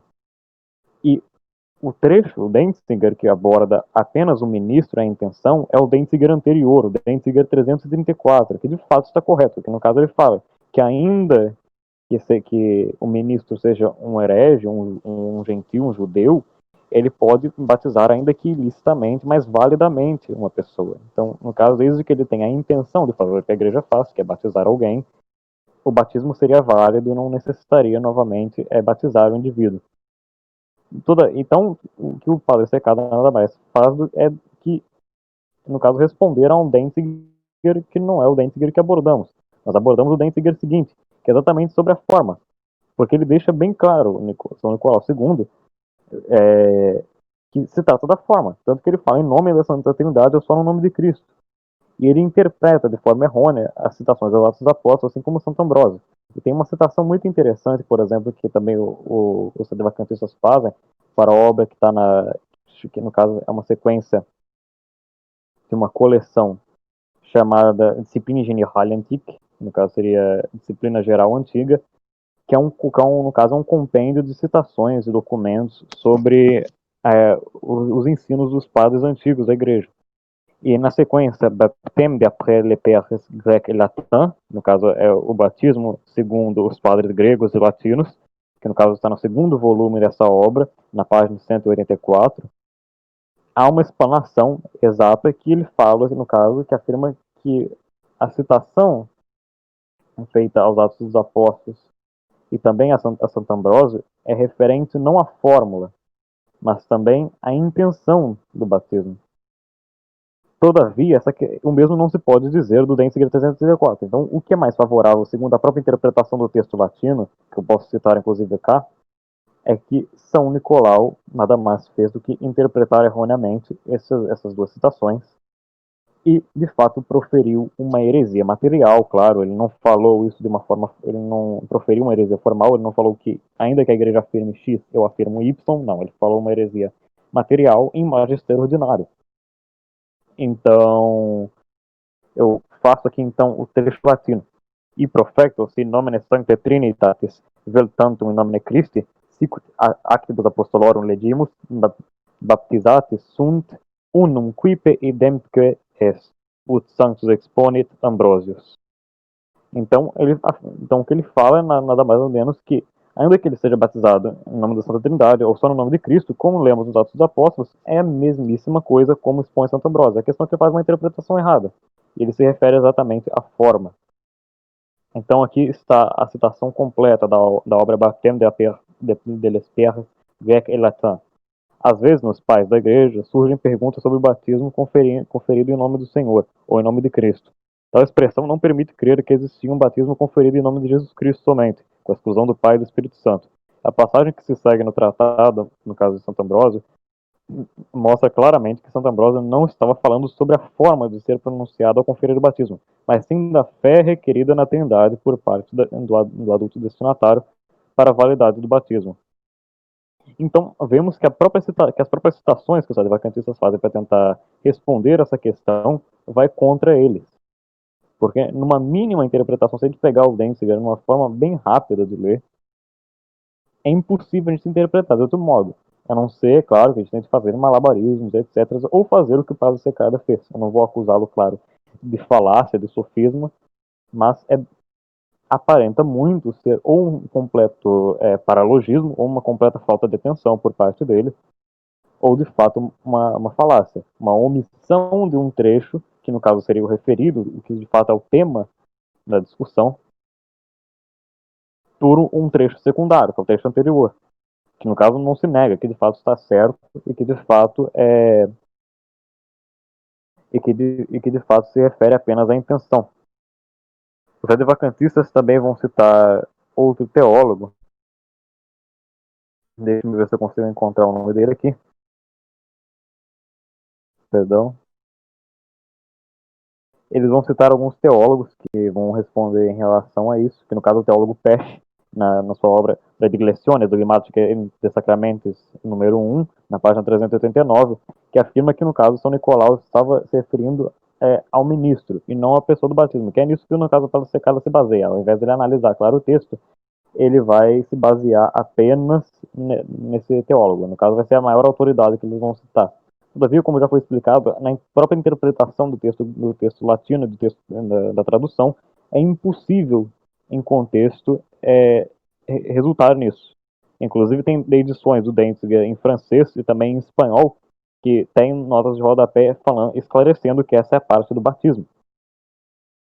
Em que, no caso, São Nicolau fez nada mais ou menos foi do que distorcer as citações da Sagrada Escritura de Santo Ambrósio, proferindo, então, uma heresia material em magistério ordinário. Esse é um dos exemplos, no caso, históricos que nós temos. Agora pode prosseguir o Tiago ou o André, caso queira. Não, e também a gente tem o caso que muitos deles negam, que é o caso de João 22, com a visão beatífica, né? Que teve Sim. o caso de João 22, que ele ensinou em homilias a questão da visão beatífica, e muitos deles negam, fazem um malabarismo negando, dizendo que ele na verdade não falou isso, que na verdade ele só abriu a discussão por um dogma, mas que teve esse ensino, na verdade na época teve uma revolta em relação a isso, então teve uma repulsa em relação a isso, e só posteriormente teve o conserto em relação a essa questão. Então, tem outros exemplos que a gente pode citar, mas o que percebe é que eles fazem realmente um malabarismo para tentar negar isso. Vamos seguir agora com a questão, acho que para finalizar, não sei que o Thiago tenha mais alguma coisa a dizer, mas para falar brevemente sobre o sede privacionismo. Nós não vamos abordar o sede privacionismo nesse vídeo, tá bom? A gente não vai abordar tudo do sede privacionismo. O Thiago vai dar o argumento dele, sobre o sede privacionismo, o argumento que se envolveu, certo? E eu vou trazer algumas citações de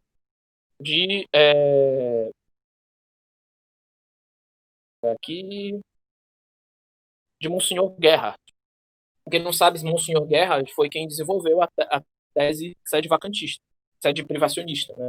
Que é uma tese sede vacantista um pouco mais sofisticada, vamos dizer assim. Ela classifica, falando brevemente, que o Papa ele é materialmente Papa, mas formalmente ele não é. Ele é materialmente Papa, o conclave foi válido, a eleição foi válida, mas formalmente não exerce devido à heresia. É necessário que ele se converta para que ele possa exercer. É um pouco mais sofisticada, é uma tese um pouco mais sofisticada, vamos dizer assim, eu acho que é a melhor palavra que descreve, mas a gente vai ver que hoje em dia é impossível sustentar essa tese. E o próprio Monsenhor Gerhard fala sobre isso, certo? Bom, vamos lá. Antes a gente poderia tratar da Comex Apostolatus Officio. Pode, à vontade. Beleza. Um argumento bastante comum que os sedevacantistas usam para tentar demonstrar que a queda é ipso facto é citar a Comex Apostolatus Officio, né? Antes de tudo, o que a gente precisa notar? Que mesmo que se defenda que a Comex Apostolatus Officio é válida, o que é ridículo, e eu já vou provar o porquê, ainda assim ela não serve como argumento a ser utilizado em defesa do sedevacantismo. Por quê? Porque, como a gente já viu, existem teses, e diferente da tese sedevacantista, uma tese que foram defendidas por teólogos pré-Vaticano II, né, uma tese jesuíta, que defendem a queda ipso facto e ainda assim não se aplicariam, não demonstrariam o sedevacantismo, né, que é no caso porque, por exemplo, a tese jesuíta defende a necessidade da declaração por parte de um concílio ecumênico. Então é o seguinte, a Comex Apostolatus Officio, que é uma bula de Paulo IV, antes de tudo a gente precisa perceber que Paulo IV era um homem doente, né? Ele tinha síndrome da perseguição, foi um papa ruim, e havia a possibilidade, havia rumores de um cardeal praticar protestantismo ocultamente, isso é um protestante oculto dentre os cardeais, né?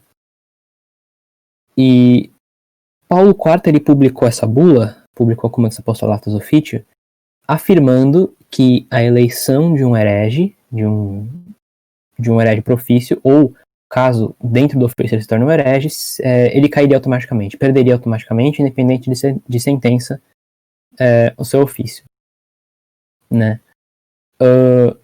Bem, antes de tudo, isso não prova a tese sedevacantista, não colabora com a tese sedevacantista, justamente porque, no máximo, colaboraria com a tese jesuíta.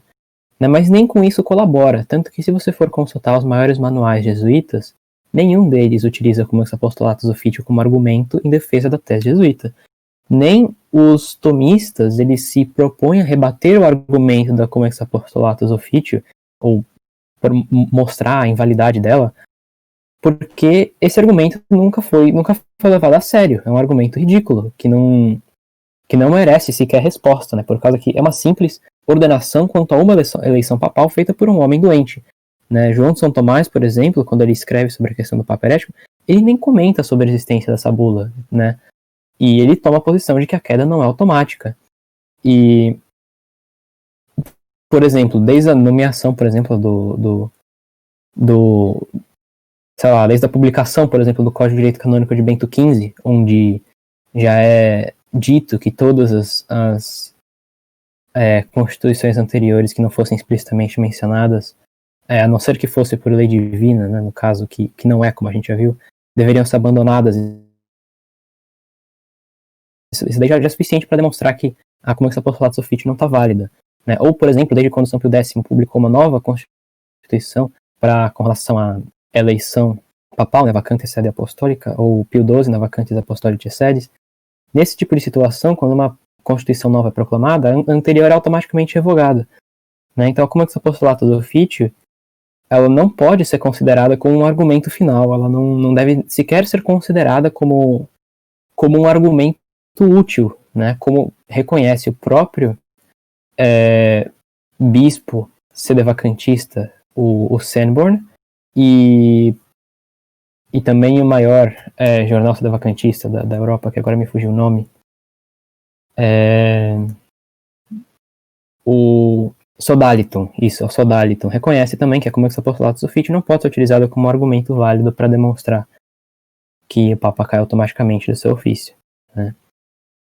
E, enfim, como a gente já demonstrou, realmente, por lei divina, o Papa não cai automaticamente do seu ofício, ou a gente teria que defender que hereges ocultos também caem automaticamente do seu ofício, né? O que é absurdo. E, enfim, eu acho que é basicamente isso. Dedé, se você quiser falar aí sobre sedevacantismo, Aliás, ou eu Carlos. esqueci, né? Eu apenas omiti uma questão que foi na parte histórica, que houve também um outro caso muito interessante, além de João 22 e além também do Papa São Nicolau, houve também o caso de Marcelino, que no caso também é relatado do próprio Liber Pontificalis, que na edição da Columbia University Press é da página 36, que no caso afirma que ele foi obrigado pelo imperador Diocleciano, que foi um imperador romano no tempo dele, a participar de um sacrifício pagão e para oferecer um incenso a ídolos, e ele o fez. Então eu vou ler aqui um trecho, que no caso é exatamente a introdução à vida do Marcelino, e aqui vemos, abre aspas, Marcelino, de nacionalidade romana, filho de Proiectus, ocupou a sé 8 anos, 2 meses e 25 dias. Ele foi bispo no tempo de Diocleciano e Maximiano, de 1º de julho no sexto consulado de Diocleciano e 2 de Constâncio, no caso, no ano de 296 depois de Cristo, ano Domini, até o ano em que Diocleciano foi cônsul pela 9ª vez e Maximiano oitava, no caso em 304 depois de Cristo. Naquela época houve uma grande perseguição, de modo em que em 30 dias 17.000 cristãos de ambos os sexos em diversas províncias foram coroados com martírio. Por isso, o próprio Marcelino foi arrastado para o sacrifício pagão para oferecer incenso, e o fez. E depois de alguns dias, inspirado pela penitência, ele foi decapitado pelo mesmo Diocleciano e coroado com martírio pela fé em Cristo na campanha de Cláudio, Cirilo e Antonino. E se não me engano bem, eu creio que Marcelino é santo. Ele é, no caso, santo e 29º Papa da Igreja. E ele acendeu, no caso, um incenso para o imperador pagão, o que de fato é um ato pecaminoso, um ato de apostasia. Ainda assim, ele se arrependeu e foi coroado pelo martírio, e claro, não perdeu o pontificado por causa disso. E apenas para relembrar, isso está na obra do Luiz Hopes Lume, o Liber Pontificale, na edição, no caso, da Columbia University Press, eu creio que é 1916, na página 36. Então agora o Dedé pode prosseguir para o encerramento, se o Thiago mesmo quiser fazer. Opa, obrigado. Então, eu só queria dar algumas citações aqui de Monsenhor Guerra que ajudam a mostrar qual era a visão que ele tem e que é diferente da visão que os sedevacantistas têm hoje em dia. Vamos lá. Primeira citação dele. Isso aí foi publicado na Sodalicium, número 13, em O Problema da Autoridade, em 2005. O alcance e objetivo da pergunta, o ocupante da sé apostólica é sim ou não Papa materialmente, é de tal forma fora do nosso alcance que, concretamente, realmente, a resposta a esta pergunta não tem quase impacto sobre o comportamento efetivamente possível dos chefes ligados à tradição. Se é fora do nosso alcance, especialmente aquela do Padre Gerhard, não é evidente, se não há impacto sobre a vida dos fiéis, não se pode tirar conclusão prática ou jurídica, coisa que muitos dos sede privacionistas fazem, né? Na prática, reputando como evidente em teoria, e assim ultrapassando e contradizem o Padre Guerra. Quer dizer, eles já tomam como verdade absoluta e anatemizam as pessoas que dizem o contrário. Isso é interessante de todos os sete vacantistas. Isso é um assunto extremamente problemático, um assunto extremamente complexo, e eles tomam a tese deles como verdade absoluta e anatemizam o resto. Eles dizem que as pessoas vão para o inferno, e os outros que não são vão para o inferno. Outro dia eu soube um caso, eu não vou citar nomes aqui, que não convém, mas eu soube um caso de um seminarista do seminário São José, né, que é sede vacantista, e esse seminarista desse seminário São José, alguns franciscanos estavam saindo do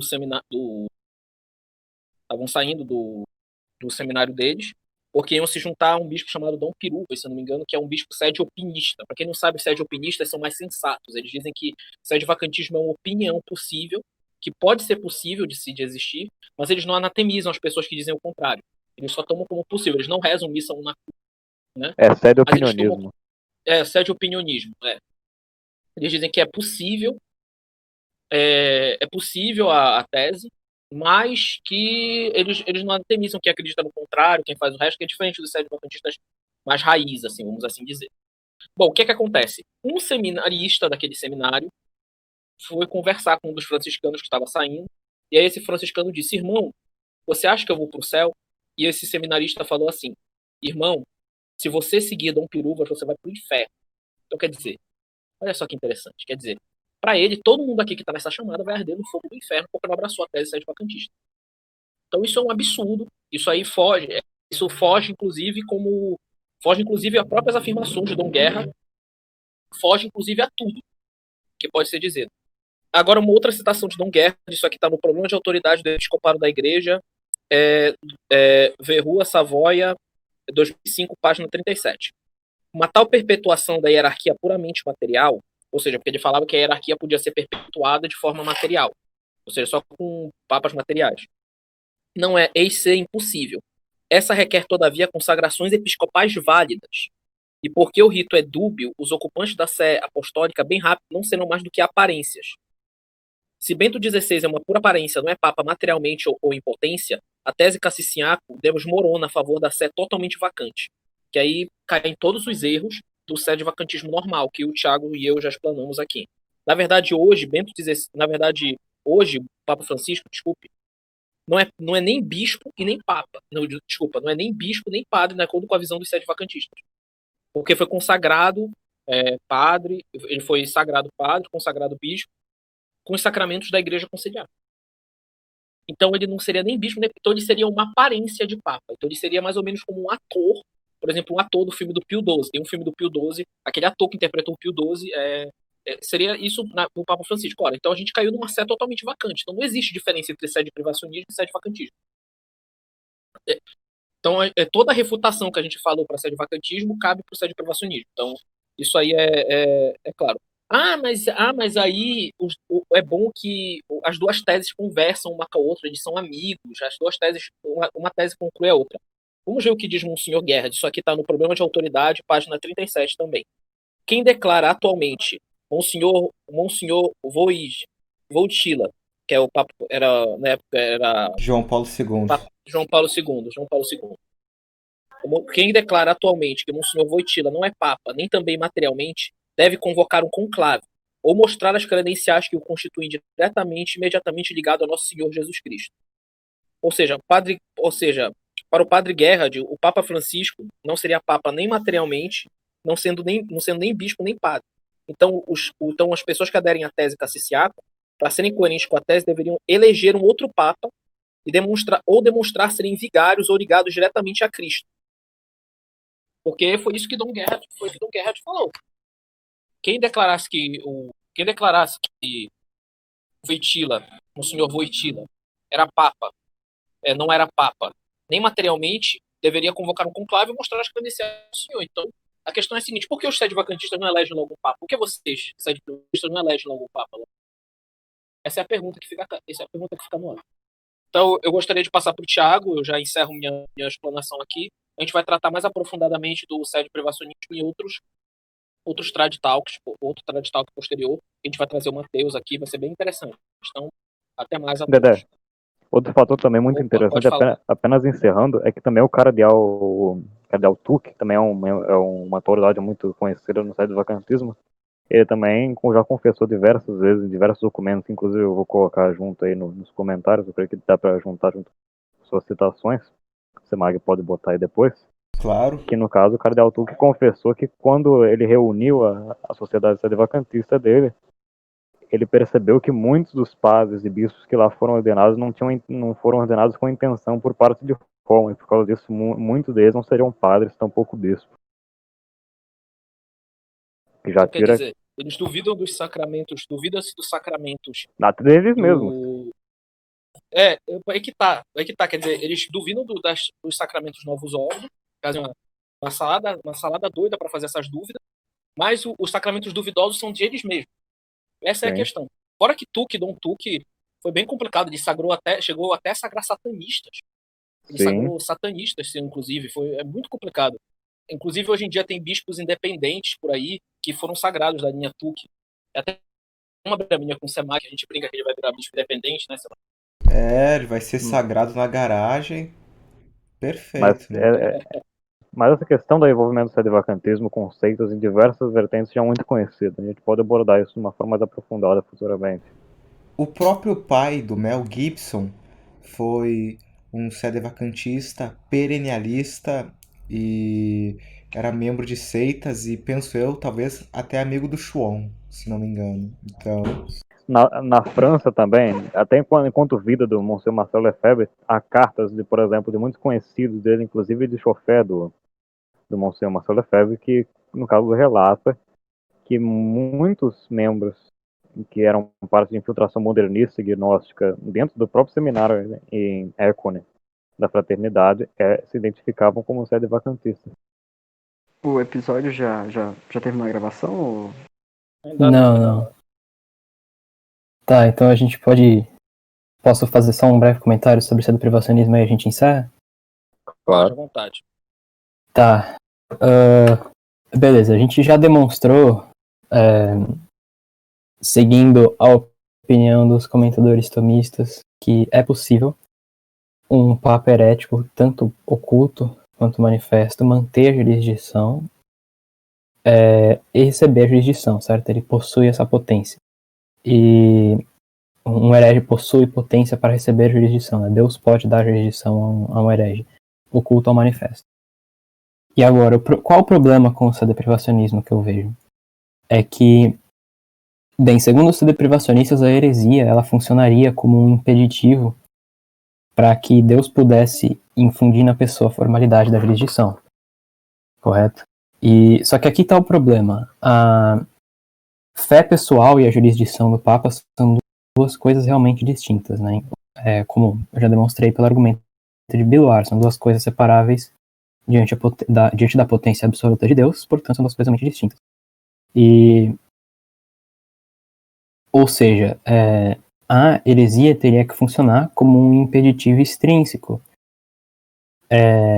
para a infusão da jurisdição na pessoa, né? Para que Cristo desse jurisdição à pessoa.